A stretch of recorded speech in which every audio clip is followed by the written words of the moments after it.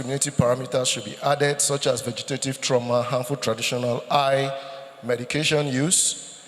And after adjustment of the tool, a content validity reassessment should be undertaken, and other forms of validity evidence, such as criterion and construct, should equally be assessed.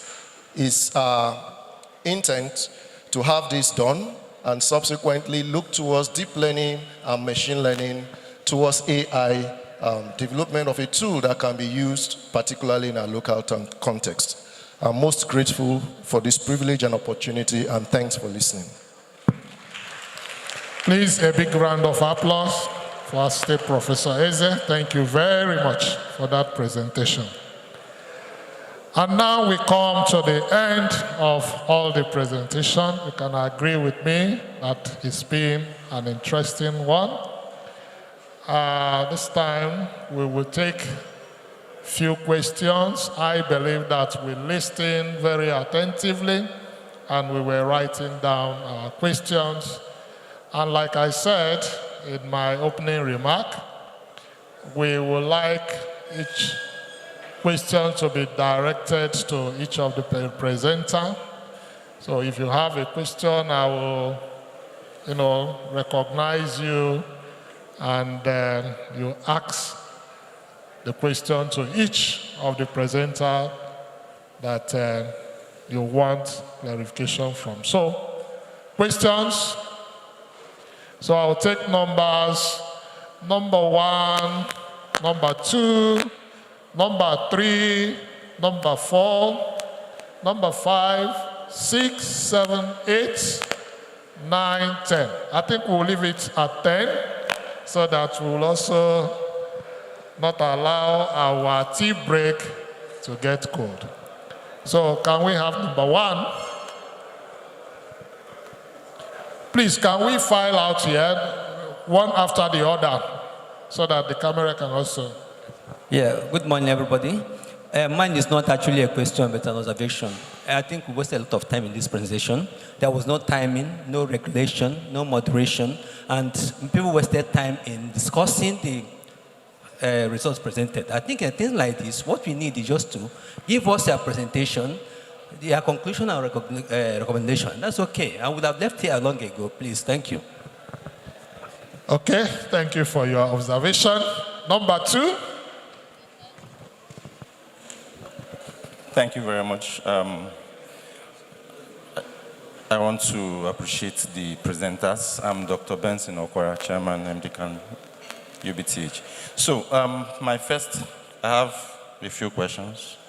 My first question is to the presenter on the risk assessment for DM.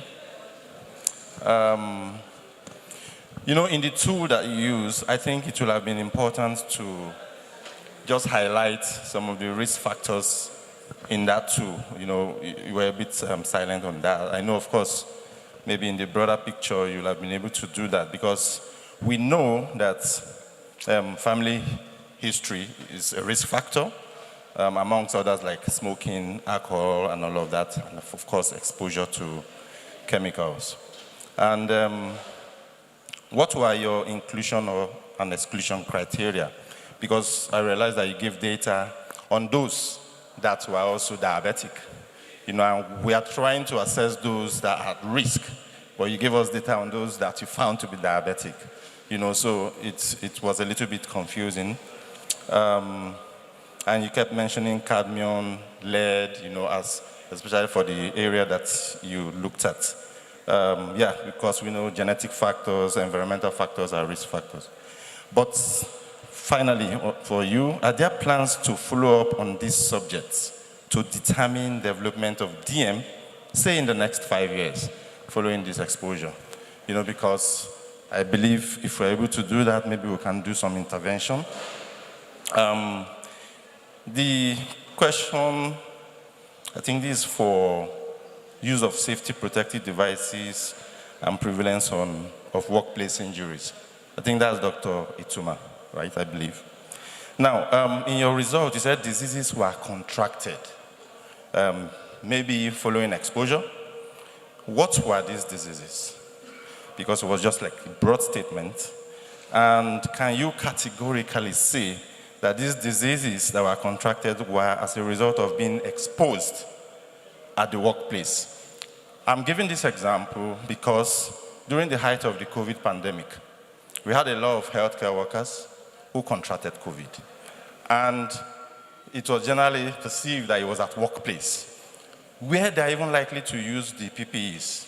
But they throw caution to the wind at weddings, in the marketplace, and the church, where they are equally exposed.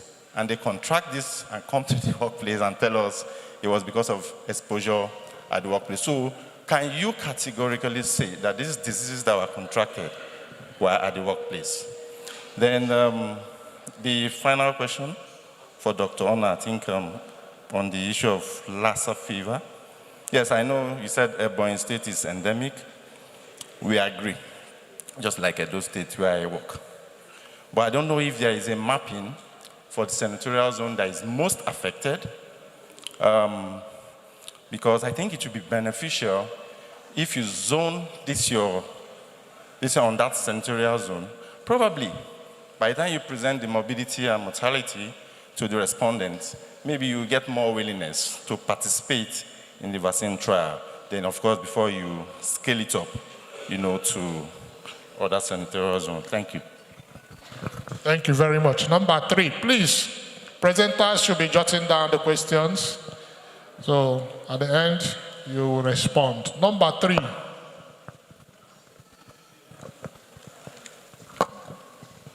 Good morning, the chairman. Thank you, the presenters, for all the presentations. I'm Dr. Ella Idoko from National Eye Center, Kaduna. I'm the vice chair. Okay. My first question goes to the first presenter on the assessment of DM risk among auto mechanics in Abakaliki. It was interesting to know that there were female auto mechanics, but I don't know if he was able to get the risk among these females, and then we didn't see any references. Then there was another study. This goes to the presenter on the assessment of, comparative assessment of the incidence or prevalence, she said, on prophylactic administration of acetaminophen to children receiving pentavalent vaccine. So, but incidentally, I don't know, it's a research that's been done, but a lot of mothers somehow still believe that when they give the prophylactic acetaminophen, their children tended to have, to not even develop the fevers at all, or to have less episodes of the fever. So this is like,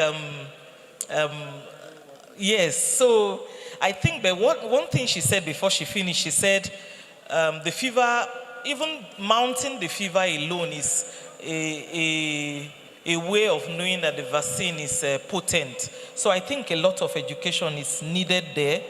I don't know, there was no record of ethical approval that was sought or given or obtained, and then I didn't see any consent, and these are children, assent, whether any assent was gotten. Then they are on the assessment of knowledge gap and risk of occupational health hazards among the restaurant workers in Abakaliki. Okay. Very interesting. I think it's a study that we would like to replicate in our place. But I had a question. Okay, I can't remember that now. Then the presentation on the effect of healthcare worker training on administration of sulfadoxine to pregnant women in a local government area in Ebonyi State. It's a very interesting topic, but the font sizes were very small, and since most of us in the hall here are 35 years and above, we are at least entitled to some degree of refractive error, so it was difficult to appreciate the font sizes from the back. Then lastly, okay, so I think most of the other discussants. But the last one, the one on single fetal death, it was very interesting to me. So I think we encourage a lot of us to publish, even if they are case reports, such findings subsequently to help. I was thinking the managing team, ordinary, because when I saw the macerated fetus, the dead one beside the live one, I felt that because if you check the timing between when the fetus was no more viable and when she went into spontaneous vaginal delivery after a Caesar was planned, it was a very long time. So to me, a lot of talks, it posed a lot of threats to both the viable fetus and the mother. I don't know if the managing team had an alternative, had a thing, because I'm sure it was because of the fetal, the gestational age that they kept both of them going together. But I was just wondering. Then lastly, a lot of the terminologies were very, the presentation on keratitis.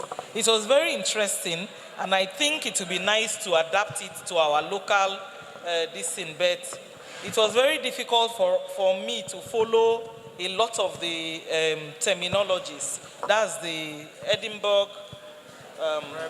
red eye diagnostic, yes. So, but it would be very nice to domesticate it, and of course, there were no references. Thank you.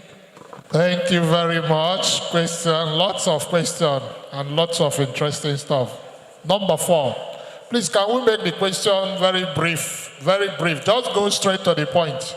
Okay. Good morning, ladies and gentlemen. I'm Ine Kadiri, Chairman MDCAN Exut Ado Ekiti. I want to thank all the presenters for their presentation. My question goes to the presenter of the comparative study that has to do with acetaminophen. To the issue of ethical clearance and consent has been asked. However, I have a few comments and questions. The presenter told us that the drugs, the paracetamol was given just before the vaccines were administered. And in our overall report, she said there was no significant difference in the effect of those that had the prophylaxis and those who did not. Is it not possible that because the drug was given just before the vaccine, it had not reached a significant plasma level, and so probably the acetaminophen and the vaccine were just working at the same time, so that may not have had any effect. So it would have been nice if you could do another study giving the acetaminophen maybe 3 hours or so earlier, and then before giving the vaccine, and see if it will work. And then she stated that they called the mothers every 6 hours for 48 hours. I don't know how that was possible. Because if you take 6 hours, if you do a 6-hourly call, it means that you're going to call that person in the midnight, 12 midnight, 1, 2, 3 a.m. How were they able to follow up that? I want clarification on that. Did they really reach out to these mothers every 6 hours, or they relied solely on the temperatures that were submitted by the mothers? And how were they even able to ensure that the mothers actually measure this temperature and not just present figures to them? Thank you. Thank you very much. Number 5. Number 5 is that way.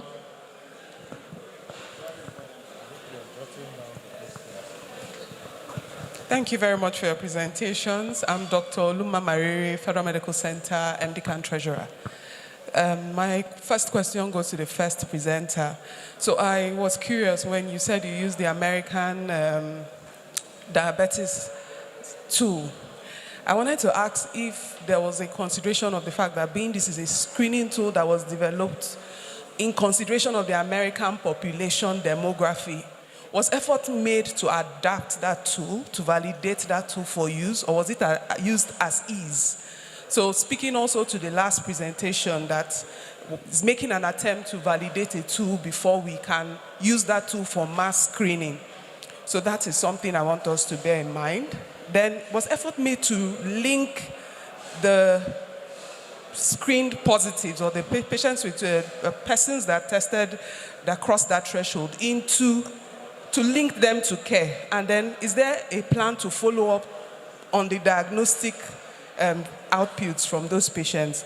Then considering that quite a national and even state levels. Then finally, to the last presenter, I wanted to ask about the Elfreda Acetaminophen study. I didn't see, she said that she couldn't show the chart, so we don't know what was the highest temperature recorded.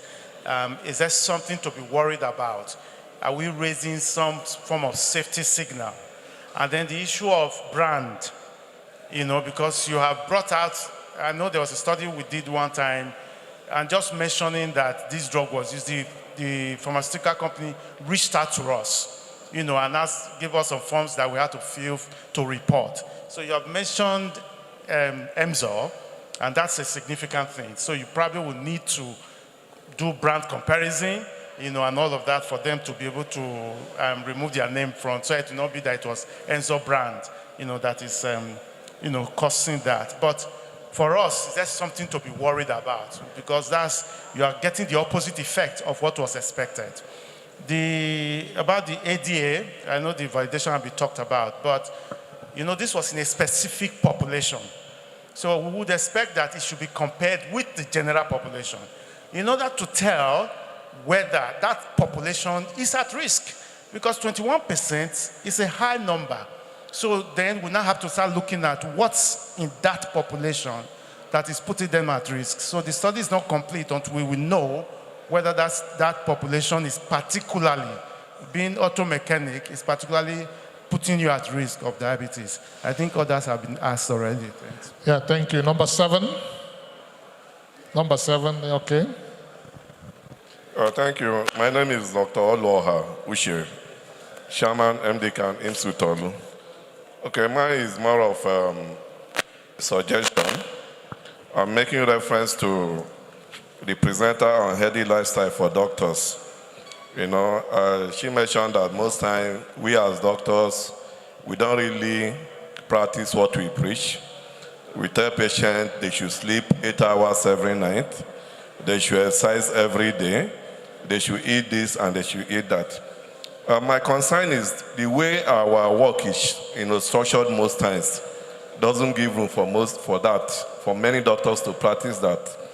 And these days we still have doctors doing 24 hours call, 48 hours call. I think MDCAN as a body working with the CMD need to look into this. It's really very unhealthy. There's no reason why doctors shouldn't do shift work like every other person. You do your 8 hours, 10 hours, and you go home. Somebody else continues. And a lot of doctors are going into, what's it called now, drugs and other active substances as coping mechanism. Okay, please, we should look into this. It's really a serious issue. Thank you very much. Yeah, thank you. Number 8, behind you. Thank you very much for the opportunity to ask my questions. I'm Professor Moneke, and I'm a delegate from UNTH. Concerning the single fetal demise, very interesting presentation. However, while I agree and I appreciate how difficult it is to monitor, I'm still wondering why the macerated fetus? Is it that it wasn't found out on time? And if so, I'm just trying to think, is it possible to make it more, regular in terms of monitoring these mothers with multiple pregnancies? Because if they had a more regular way of monitoring them, I don't think they may have been able to pick up this problem on time. And again, I want to find out, same issue, are there any follow-up plans for the surviving fetus? Because we know a lot of toxins may have been released and so on and so forth. So the managing team, what were your plans for the surviving child? And secondly, the person who talked about doctors, are they preaching, are they living what they preach? I want to find out, in terms of activity, how do you define activity? Activity can be lying on your bed and shaking your toes. You're active. So, or just moving around or running around. These are all activities. So I'm thinking, if you want to talk about, be specific, the type of activity you want to mention. And again, in terms of feeds, from your recommendation, we are talking about telling cafeterias within the hospital to improve on the quality of food they take. So were you also asking these doctors about the food they take while in the hospital? Or are you talking about the food they take generally, even at home? Because I'm also thinking that if the home was involved, you should also give recommendations on the type of food they should take at home. And then finally, for the person who talked on Lassa fever, yes, I agree that there was high percentage of knowledge and acceptance of the vaccine. But did you make any attempt to find out why there was very poor agreement in terms of the vaccine trials? I was stretching my ears to find out whether there were, explanations to the failure or to the unacceptance for the vaccine trials. Thank you. Thank you, Prof. Number 9. Number 9 is there. This way. You're going the wrong direction. This way. Who is number 10, please? Okay, 9 and 10. And then 11. 11 has been lobbying me since. Thank you very much. Audu is my name, a pediatrician. And a past president of MDCAN. My first question is to the last presenter. The presentation was very technical. That's the ERIDA presentation. But I was just wondering, it was at the end of that presentation, when the recommendations were being railed out, that I had some of what was being presented. In other words, it was from the recommendations that the contents, and a lot of the things, information required, were being mentioned. We didn't hear that during the presentation itself. So if I hadn't waited to the end of that presentation, I would have very little understanding of what ERIDA, whatever it was being about. I think that should be a bit, I don't know whether it was the arrangement of the timing or something. That was a bit. Then my second question, maybe it will be a comment, it will be just a follow-up on the vaccine, on the Lassa vaccine business. Because I was also wondering why, despite the level of high acceptance of the vaccine, people were now they were not ready to partake in vaccine trials.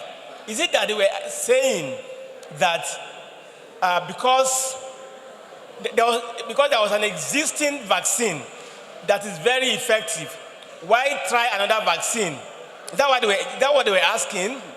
Is that why they were not ready to participate in the study, in the subsequent trials? Maybe you have a drug that's already very effective and is working. Why do you want to try on that one again when you're not even sure of its effectiveness? Thank you. Thank you, number 10. Thank you very much, amazing authors. I will go straight to the point. My name is Dr. Ogbonnaya Godswill, Chairman of Practice Initiative. My first question goes to the study on acetaminophen, that's paracetamol. I just want to ask, how did you ensure that children in the control arm did not receive paracetamol post-immunization? Then for Bernard Ituma, who presented on safety protective devices, I also want you to define workplace injury in the context of your study so that we really understand what you were studying. And then you you stated you were doing prevalence of workplace injuries, but you did not state the time frame of your measurement. Was it in the past 12 months or 6 months or 3 months? That needs to be properly defined. Then also, you need to also define the injuries you were tracking. And then I also observed that you specifically singled out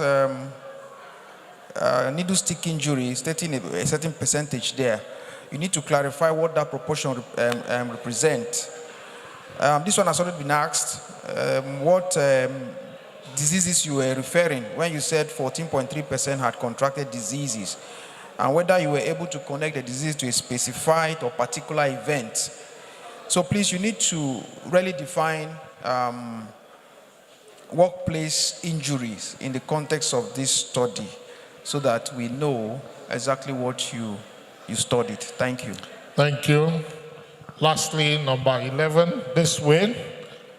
Please, the presenters, you will have 1 to 2 minutes to address your questions. Thank you very much. The presenters, I want to thank you for your presentation. My name is Chiejine Gibson from Nnamdi Azikiwe University Teaching Hospital, Nnewi, Anambra State. So the first presenter, my question is brief. I just want to know what prompted you towards studying automobile service providers, because there are other occupations, but something must have prompted you to carry out this study among this group of workers. Then for the second presenter, that is on fever among prophylactic and non-prophylactic infants. I went through your presentation again.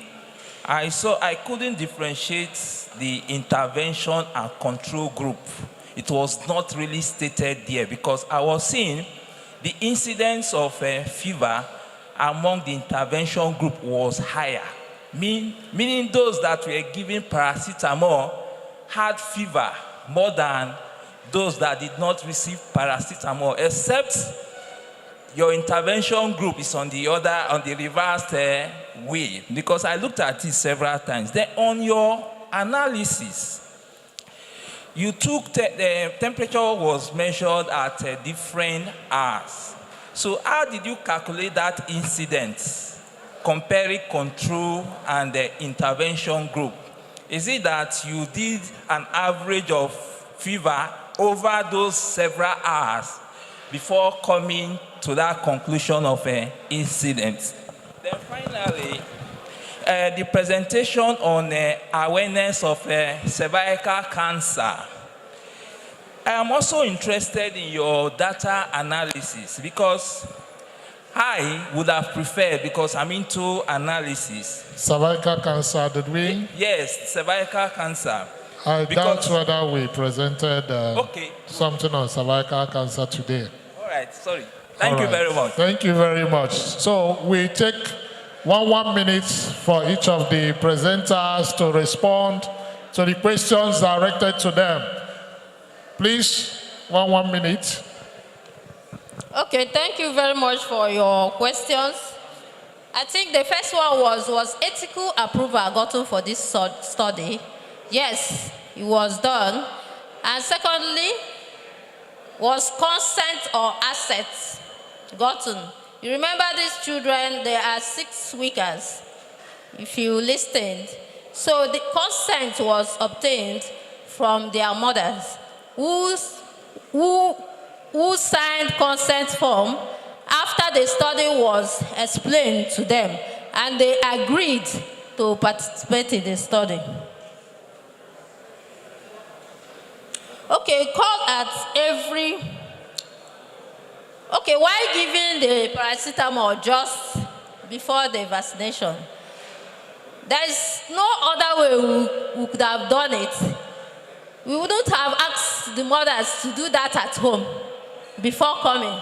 So we wanted to do it ourselves. And of course, we shared the group into 2. we gave the intervention group, we didn't give. So, and because we needed also to call them at every 6 hours, so the time needs to be documented, also to help us to meet up with the calls. That's why we chose to give just before the vaccine is administered. Yes, how do we call? The study was not done by one person alone, and we didn't recruit these children the same day. It was spread over months, so that just a very small number is being recruited in a day.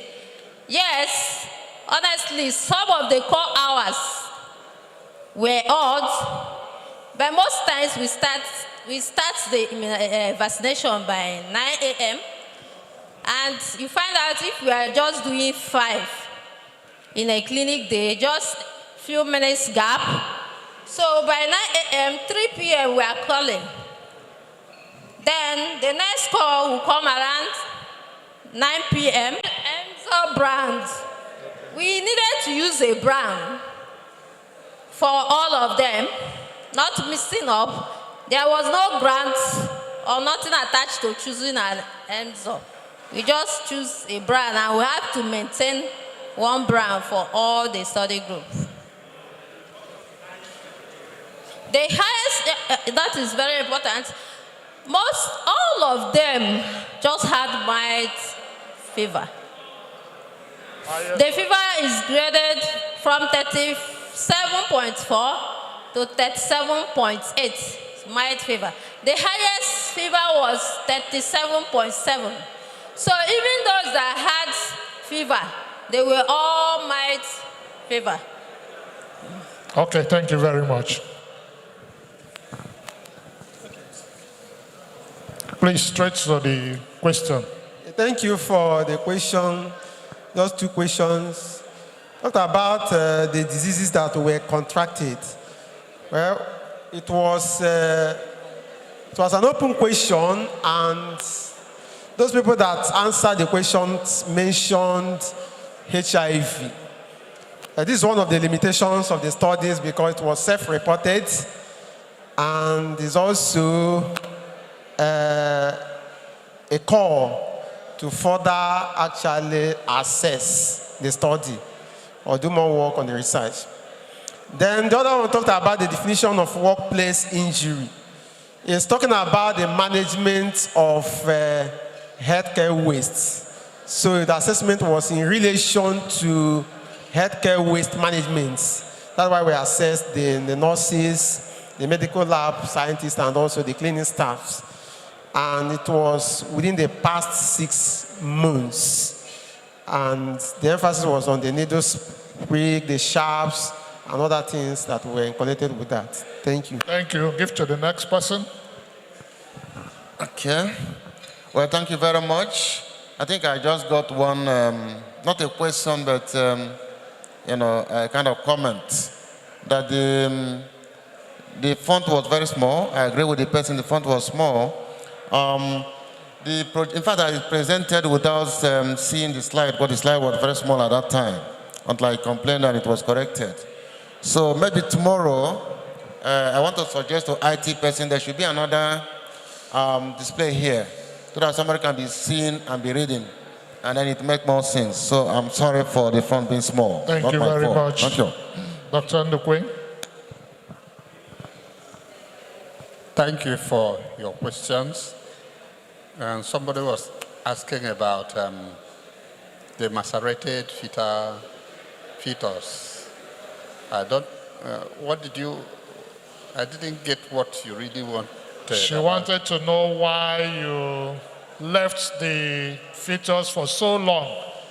And she was asking, is it not possible for more frequent screening so that you'll be able to detect the death of one of the fetuses on time, rather than leaving it? Then also she asks whether you are monitoring the live baby. Okay, thank you very much.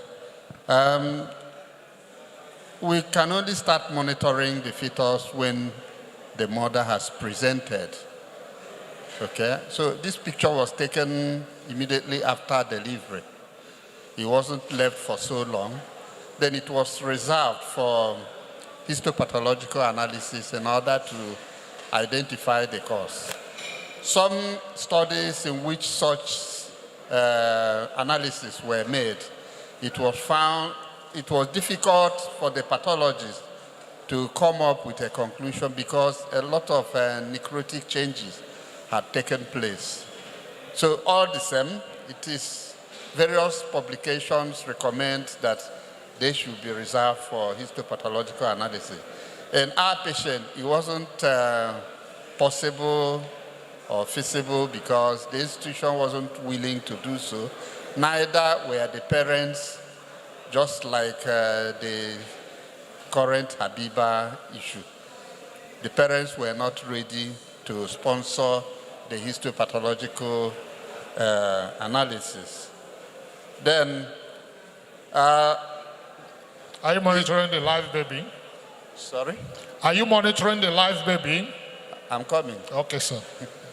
You know, I presented 55 slides initially because we carried out a 2 hours presentation on this in the presence of a cream of obstetrician gynecologists.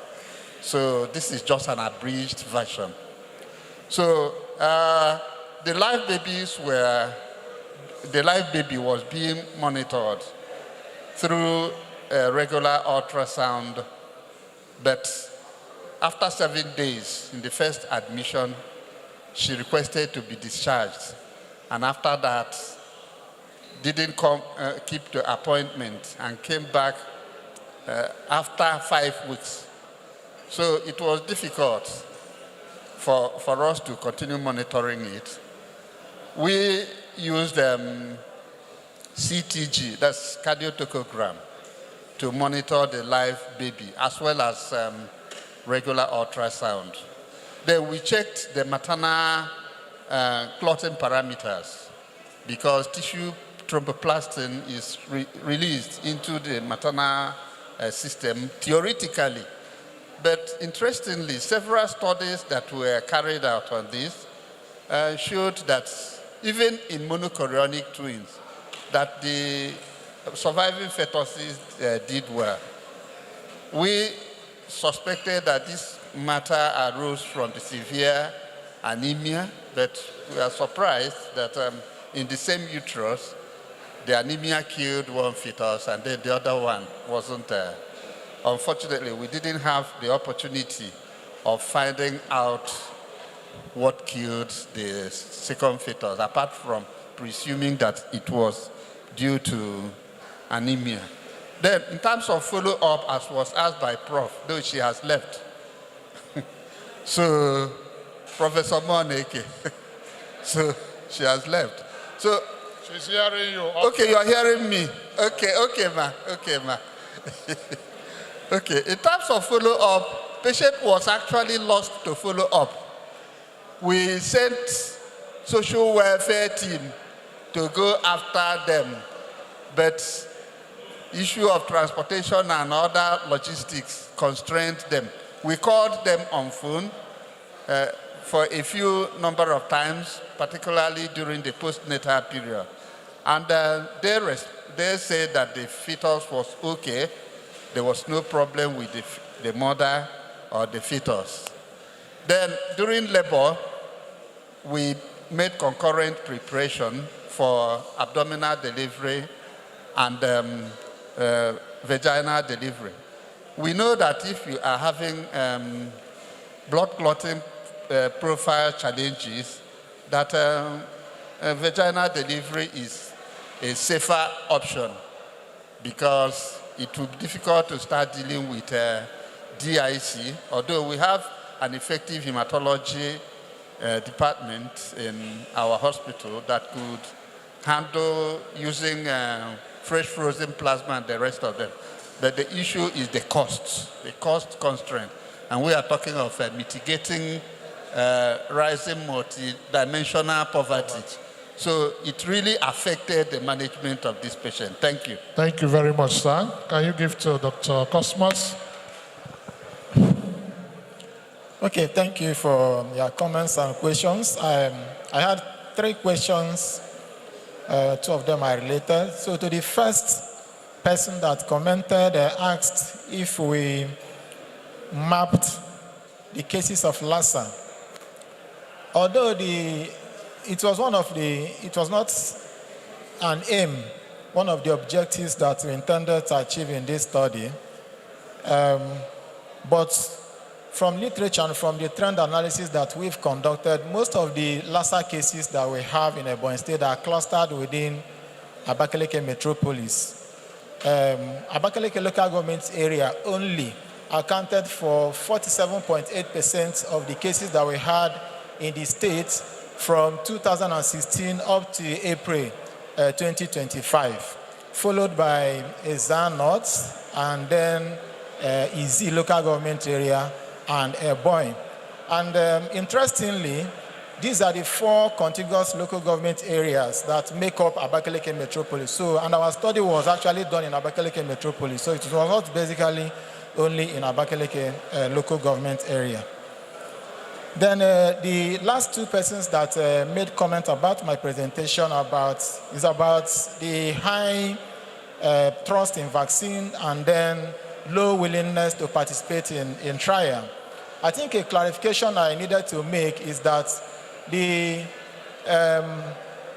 objective on the vaccine, trust in vaccine, was actually not necessarily on Lassa vaccine, because as I said during my presentation, there is no vaccine approved for Lassa currently. So it was generally on vaccine. Vaccine could mean any other one like penta, polio, as we know. So we wanted to know what their trust is in vaccine in general. But in terms of the risk perception and willingness, that was specifically, risk perception about Lassa, and then willingness to participate in Lassa vaccine. Thank you. So, and there are major concerns because the display was not very good because of the tiny character. Their major concerns about participation included, they were worried about safety of the investigational product. About 89.7% of them said they are worried about the safety of the new product, inadequate explanation of the study of 48%, and all that down to multiple blood sample, because these are issues that may come up in vaccine trial. And one thing that we need to realize also is that most of these communities are research-naive communities. What I mean by research-naive communities is that we've not been doing this kind of study where we, repeatedly collect blood samples, administer new products, IP products that has not been, confirmed to be safe. So, all right. All in a nutshell, I think the insight we have drawn from this study is that we need to do a lot of community engagement even before we start talking about enrollment of participants, because retention is very key to the conduct and achievement of the study objectives. Thank you very much. Quickly, 1 minute. Okay, thank you for your contributions and questions. I think I'll take the last question first. The last question on whether I was asking the doctors what they were eating. Anyway, most of the studies we used found out the kind of nutrition the doctors took. And sometimes, in some of the studies, some doctors because they were in the hospital and couldn't go home, they grabbed a quick snack. So it also worsens their practice of healthy lifestyle. Then again, on physical activity, there could be moderate or high intensity activity. Moderate activity, like brisk walk. Then high intensity could be running, jogging, maybe dancing, depending on the kind of dance anyway. Then other recreational activities that can also be done. And then usually moderate activity, you tell the patient to engage in 30 minutes 5 times a week, or 45 minutes 3 times a week, or high intensity 3 times a week. That's the recommended physical activity. Thank you. Thank you. Thank you. And last but not the least, Eze? All right, thank you very much. I must acknowledge the challenge. Each time I will need to talk about this, my work, my supervisors at that time will tell me, give us 2 days to go and refresh ourselves about the terminologies. So I'm not surprised with the feedback, but I think the feedback also suggests that when I need to speak about it again, I probably will have 2 slides to refer to some of the terminologies. I was precisely asked to look at revise and restructure, and in the context of the study, revise is referring to the items. Eye pain, is there another way it can be written? While restructure referred to the arrangement, the flow of the tool itself. So in the context of the study. So I must acknowledge that too. I guess 1 or 2 more slides on the terminologies may be necessary. And I agree completely with the speaker that talked about the technicality, which I've alluded to, that each time, even myself, each time I needed to go and present, I would sit back 1 day to go through it. My supervisors would say, give me 2 days to go through it, and then we'll engage again. So, but I think that feedback helps me to engage further subsequently. Was this tool designed for non-ophthalmologists initially? Yes. It was designed for non-ophthalmologists, but precisely in the UK. But we are burdened and faced with corneal blindness, the 3rd leading cause of blindness in our country, and then related to multidimensional poverty, it maintains a vicious circle. So our intention is to look at what we can domesticate that can quickly handle the situation in our environment, and that we can build into deep learning and machine learning towards AI. So it's a work in progress. So it's meant for non-ophthalmologists. Thank you. I think I should stop at this. Thank you very much. Now I call on the rapporteur, just about 5 to 10 minutes to summarize the presentation, and we call it a day.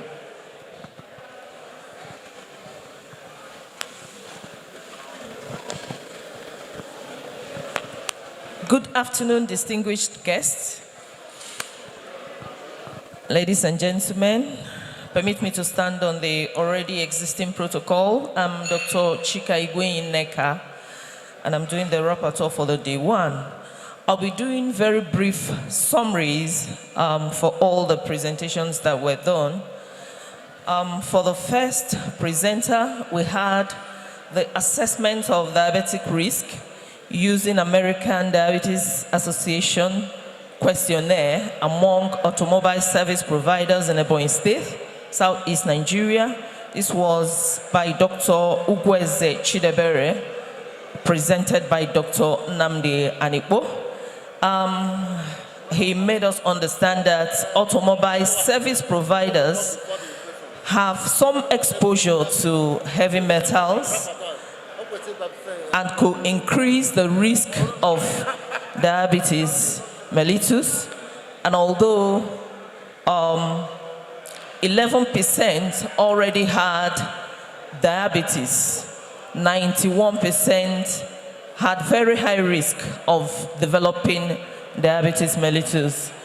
And from his results, he showed us that the nature of job was contributory, and obesity was demonstrated amongst most of the participants, and many of them had cardiovascular risk factors and health education and lifestyle modification.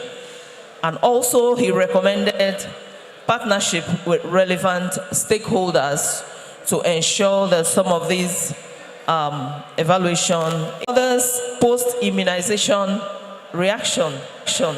Then the third was assessment of knowledge gap and risk of occupational health hazards among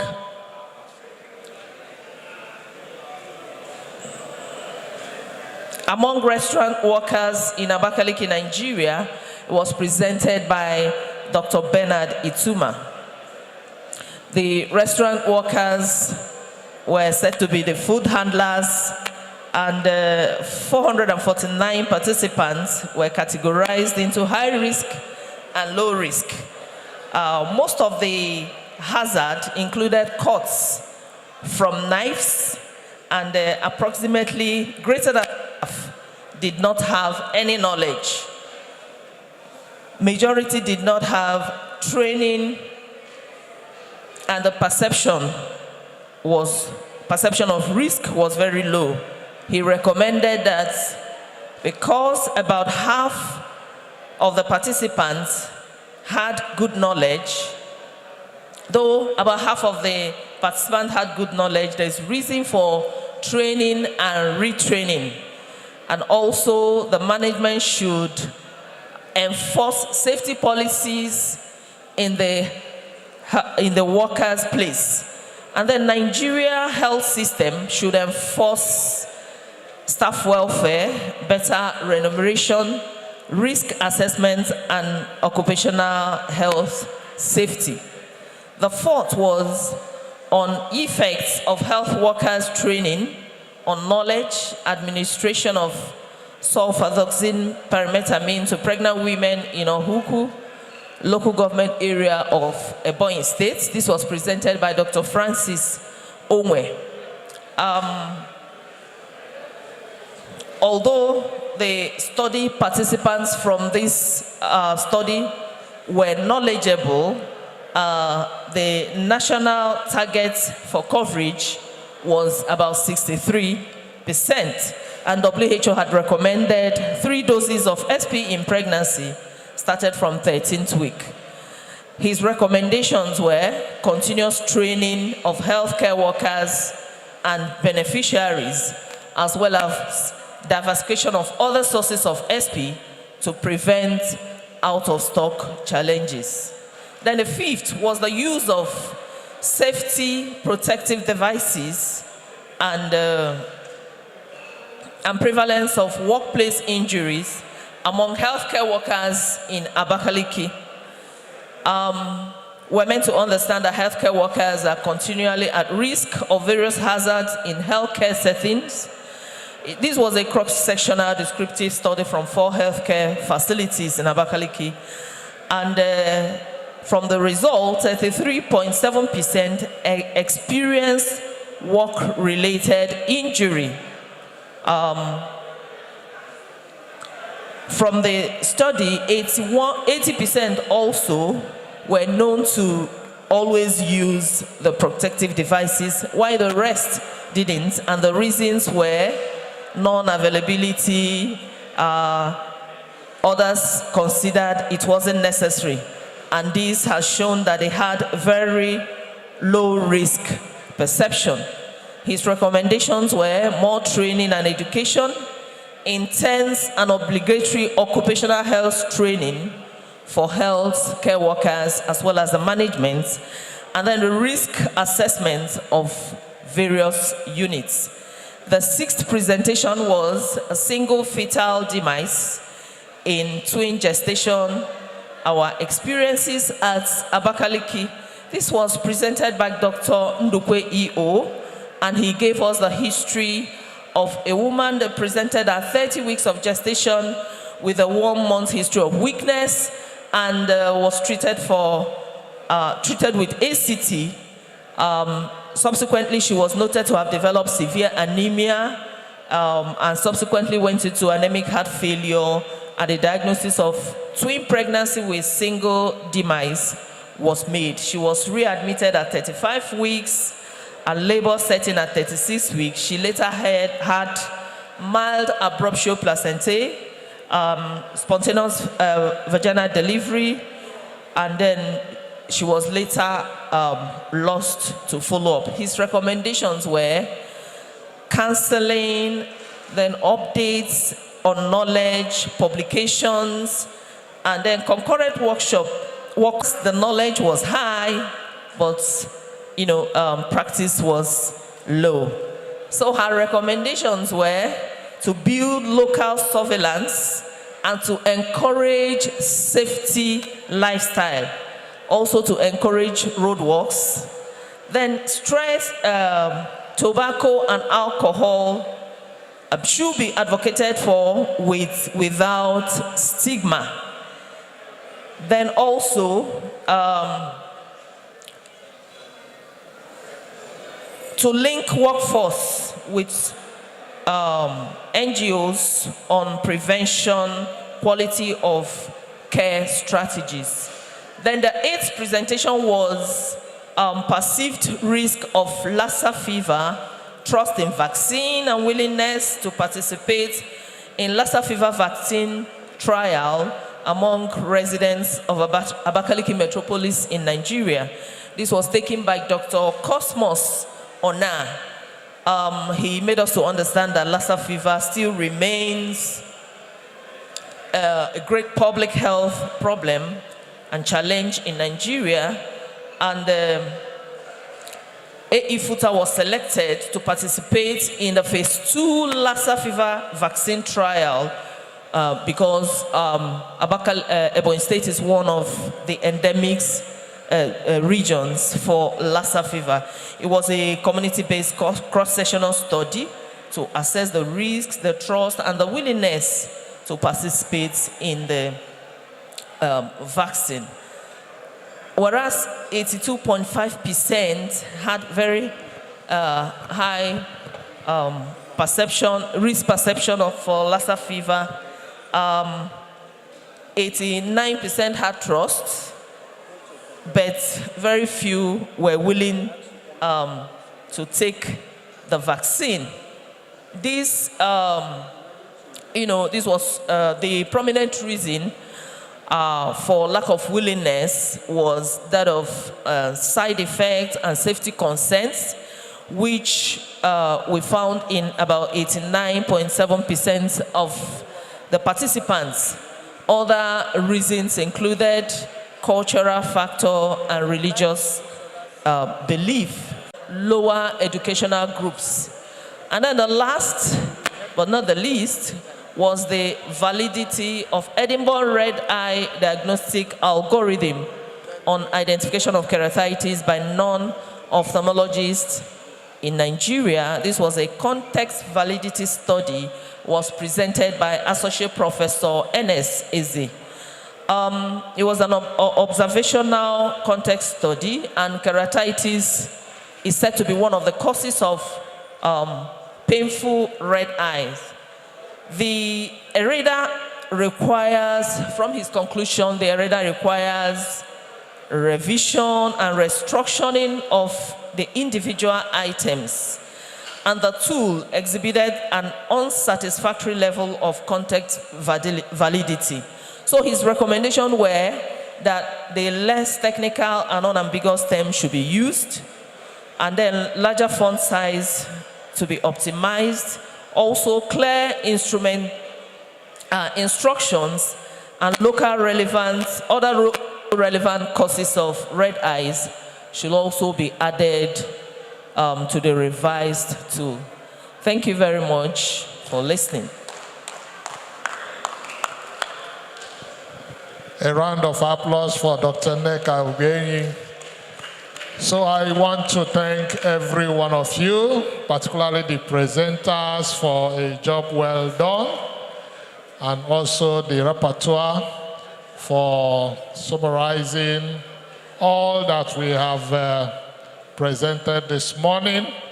We apologize for the little technical glitches we had with our ICT, and we promise that tomorrow will be a lot better. So thank you, and God bless you. There's going to be a photograph section for the presenters, together with the chairman and the rapporteur. Please, can you come up here for a group photograph? And that will be the end of the scientific session. Please, can we have a music interlude from the DJ? Yeah.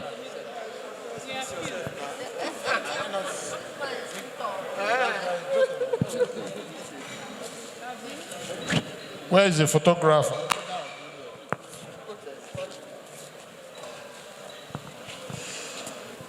Where are the photographers?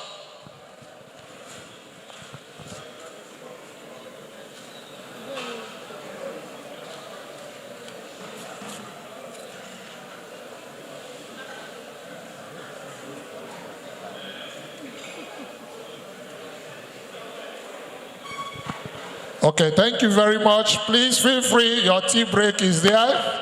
This is tea break time. You go upstairs for the tea break.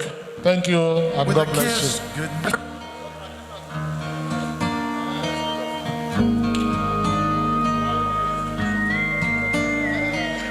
He works hard to give her all. These are the little things I need most in my life.